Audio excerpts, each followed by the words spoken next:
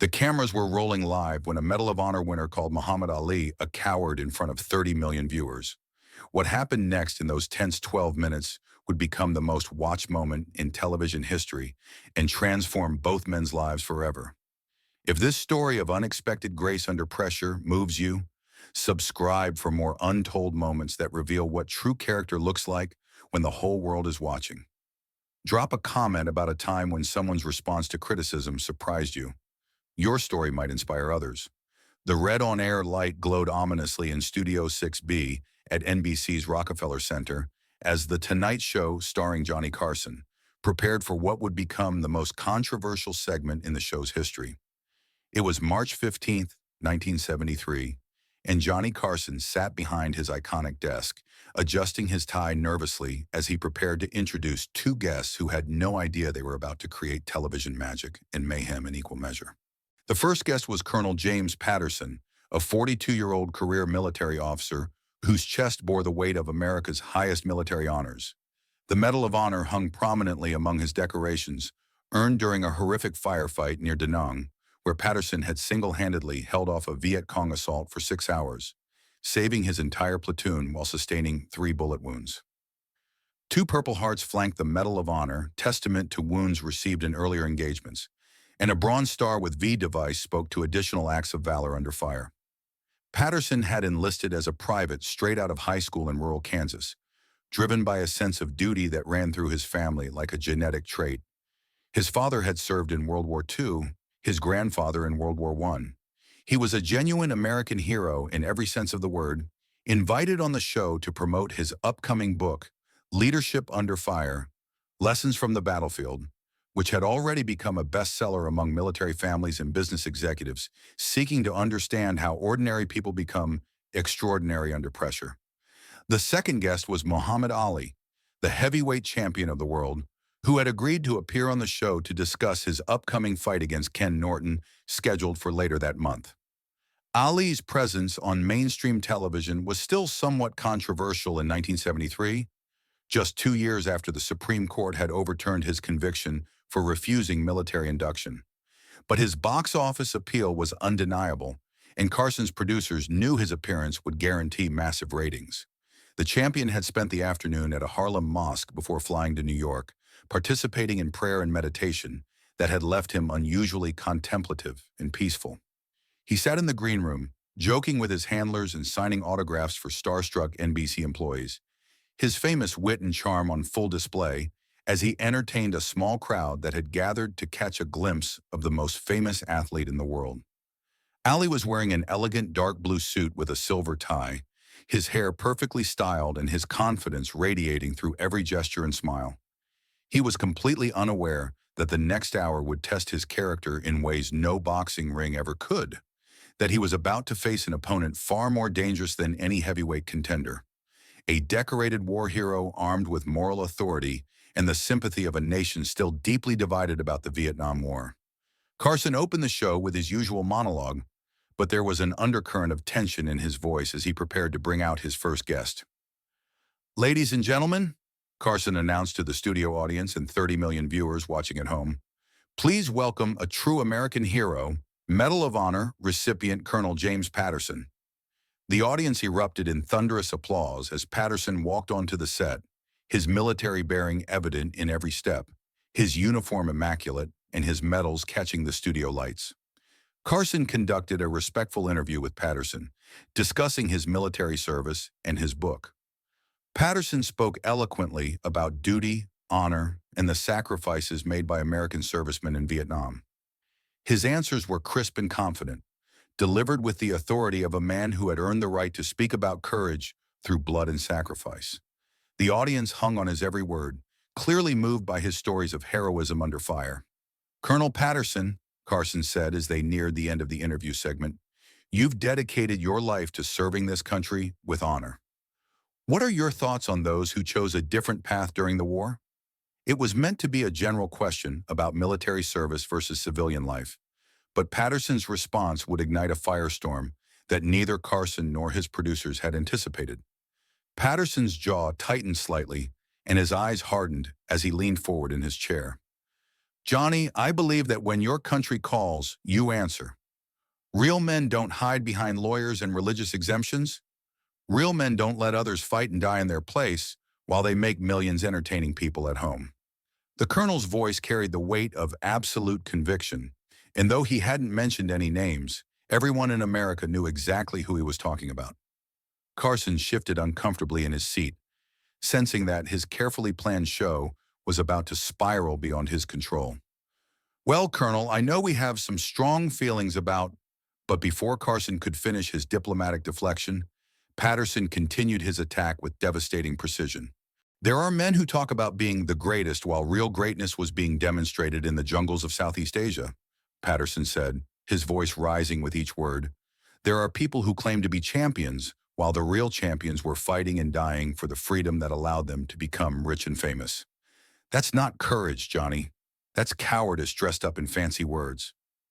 The studio audience fell into stunned silence, and Carson's face went pale as he realized his show had just become a political lightning rod. In living rooms across America, 30 million viewers watched transfixed as this decorated war hero delivered what amounted to a character assassination of Muhammad Ali on national television. And speaking of cowardice, Carson said, his voice strained as he tried to regain control of his show, we'll be right back after this commercial break with heavyweight champion Muhammad Ali. The timing couldn't have been worse or more dramatic. As the cameras cut away for the commercial break, Patterson remained seated on the couch, his comments hanging in the air like smoke from a battlefield. Behind the scenes, panic erupted as producers frantically tried to decide how to handle the explosive situation they had inadvertently created. Ali's handlers immediately approached him in the green room, their faces pale with concern, as they explained what had just happened on live television. We can leave right now, his lawyer advised urgently, pacing back and forth across the small room. You don't have to subject yourself to this kind of ambush. This wasn't what we agreed to when we booked this appearance. His trainer, Angelo Dundee, nodded in agreement, adding, Champ, that man just called you a coward in front of the whole country. Nobody would blame you for walking away from the setup. Even Carson's own producers were suggesting they could end the show early, claiming technical difficulties or a medical emergency. Anything to avoid the potential disaster of putting these two men together on live television. But Ali, who had faced hostile crowds and death threats throughout his career, who had been called everything from traitor to terrorist by millions of Americans, made a decision that would define his legacy far more than any fight in the ring. No, Ali said quietly, his voice carrying a calm determination that surprised everyone around him. I'm going out there. That man deserves to hear my side of the story, and America deserves to see how we handle disagreement in this country. As the commercial break ended and the cameras prepared to roll again, Ali walked onto the stage with the same confidence he brought to every boxing ring, but this time his opponent was armed with moral authority and public sympathy. Carson's introduction was awkward and brief. Ladies and gentlemen, Muhammad Ali. The applause was noticeably more subdued than usual, with many audience members clearly uncomfortable about cheering for a man who had just been labeled a coward by a genuine war hero. Ali took his seat next to Patterson, and the tension in the studio was so thick it seemed to press against the television cameras. Muhammad, Carson began carefully, I imagine you heard Colonel Patterson's comments during the commercial break? Ali nodded slowly, his eyes never leaving Patterson's face. The colonel sat rigid in his chair, his jaw set and his gaze unflinching, clearly prepared for a confrontation. Instead of the angry defense or clever wordplay that everyone expected, Ali did something that shocked the 30 million viewers watching and completely disarmed Colonel Patterson. He stood up from his chair, walked the few steps to where Patterson sat, and extended his hand in greeting. Colonel Patterson, Ali said softly, his voice carrying none of the braggadocio that had made him famous. I want to thank you for your service to our country, and I want to thank you for saying what you believe. You earned the right to speak your mind through your sacrifice and courage, and I respect that even if it hurts to hear it. Patterson, clearly taken aback by this gracious response to his public attack, hesitantly shook Ali's hand. The gesture was captured by cameras and broadcast into millions of homes, creating one of the most powerful images in television history. A moment of respect between two men who embodied completely different definitions of American courage. Ali returned to his seat, but instead of the defensive posture everyone expected, he leaned forward and addressed Patterson directly, as if the cameras and 30 million viewers had suddenly disappeared, and they were just two men having an honest conversation. Colonel, you said real men answer when their country calls, and you're absolutely right, Ali began, his voice steady and sincere. But can I tell you about the country that called me? The country that called Muhammad Ali was one where I couldn't eat lunch next to a white child, couldn't sleep in the same hotel as white people, couldn't even drink from the same water fountain. The America that wanted me to fight for freedom overseas was the same America that denied me freedom at home. Patterson's expression began to change as Ali continued, the rigid certainty in his eyes giving way to something else, confusion, consideration, perhaps even understanding. You fought for freedom in Vietnam, Colonel, and I honor that, Ali said, his voice growing stronger but never losing its respectful tone. But I was fighting for freedom right here in America. When I refused to go to Vietnam, I wasn't running away from a fight. I was choosing which fight to fight. I was saying that I couldn't kill poor people in a foreign country when my own people were being killed by poverty and racism right here at home. The studio audience, which had been silent with tension, began to murmur as Ali's words sank in. Here was a perspective many of them had never considered, that Ali's refusal to serve wasn't cowardice, but a different kind of courage, the courage to stand alone against the entire country for what he believed was right. Ali stood up again and began pacing slowly in front of the couch, his hands gesturing as he spoke with a passion that reminded everyone watching why he was not just a great athlete, but a powerful speaker. Colonel Patterson, you and I are more alike than different. We both looked at injustice and decided we couldn't stand by and do nothing. You fought injustice with a rifle in the jungles of Vietnam. I fought injustice with my voice and my career here in America. You risked your life for your beliefs. I risked my freedom, my career, my prime earning years for mine.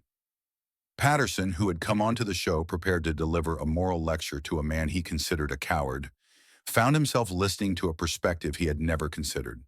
The conviction in Ali's voice, the sincerity of his explanation, and the respect he had shown despite being publicly humiliated was forcing the colonel to question assumptions he had held for years.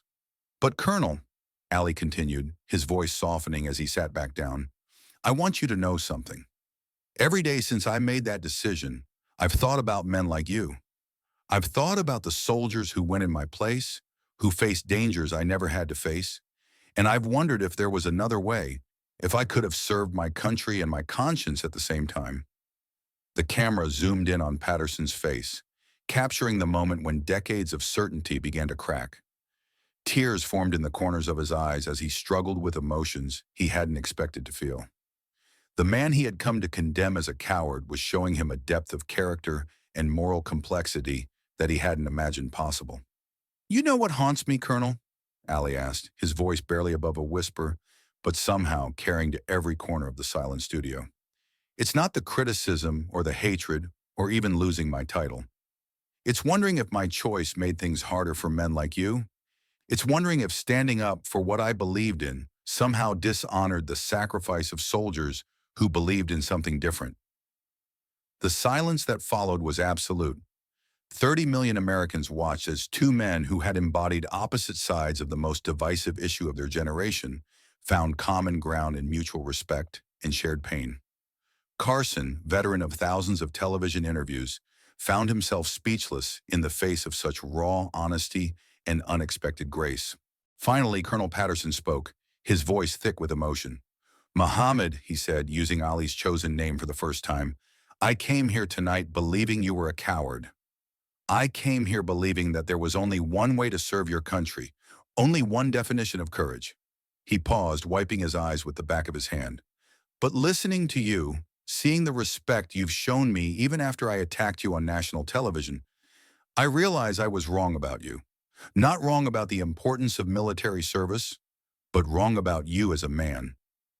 The colonel stood up, his military bearing evident, but somehow softened by the emotion of the moment. You're not a coward, Muhammad. You're a different kind of soldier, fighting a different kind of war. I may not agree with all your choices, but I can respect the courage it took to make them, and I can respect the man who made them.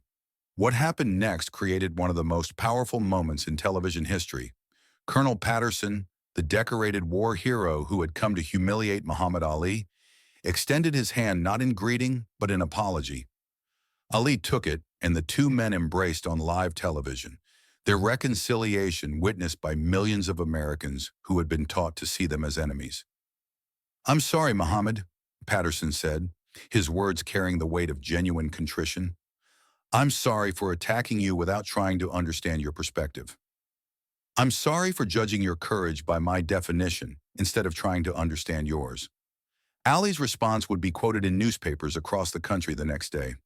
"Colonel, you have nothing to apologize for. You spoke from your heart about what you believe, and that takes courage too. We may have chosen different battles, but we both chose to fight for something bigger than ourselves. That makes us brothers, not enemies." Johnny Carson, finally finding his voice, addressed the cameras with tears in his eyes. "Ladies and gentlemen, what you've just witnessed is something special. Two men who disagree fundamentally about one of the most important issues of our time, but who found a way to respect each other's courage and conviction. This is what America is supposed to look like." The impact of that 12-minute segment extended far beyond the television studio and continued to resonate through American culture for decades.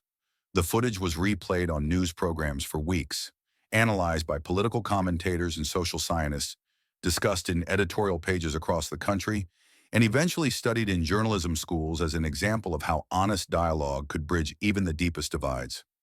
The moment became a cultural touchstone, referenced in books about leadership, conflict resolution, and the power of grace under pressure. More importantly, it changed how millions of Americans viewed both men and the complex moral questions surrounding the Vietnam War, proving that understanding was possible even between people who seemed to represent irreconcilable differences. Colonel Patterson and Muhammad Ali maintained an extensive correspondence for the rest of Ali's life, their unlikely friendship becoming a symbol of how Americans could disagree on fundamental issues while still maintaining respect for each other's character and convictions. They appeared together at numerous speaking engagements over the years, sharing their story as an example of how honest conversation could transform enemies into allies. Patterson became one of Ali's most articulate defenders in military circles, not because he changed his mind about the importance of military service, but because he learned to see courage in forms he hadn't previously recognized. He often spoke to veterans groups about how that night taught him that there are many ways to serve one's country, and that sometimes the most difficult service involves standing alone against popular opinion for what you believe is right. Years later, when Ali was diagnosed with Parkinson's disease, Patterson was among the first to visit him.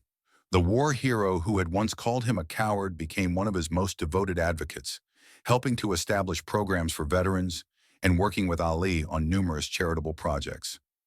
The night that was supposed to be Ali's humiliation became instead his greatest victory, not over an opponent, but over the hatred and misunderstanding that had divided America. By responding to attack with respect, to condemnation with compassion, Ali proved that true strength isn't about winning fights, but about the courage to see humanity in those who challenge us most fiercely. That 12-minute segment on The Tonight Show became proof that even in America's most divided moments, understanding was possible when people had the courage to listen to each other's stories, the wisdom to question their own assumptions, and the grace to change their minds when faced with unexpected truth.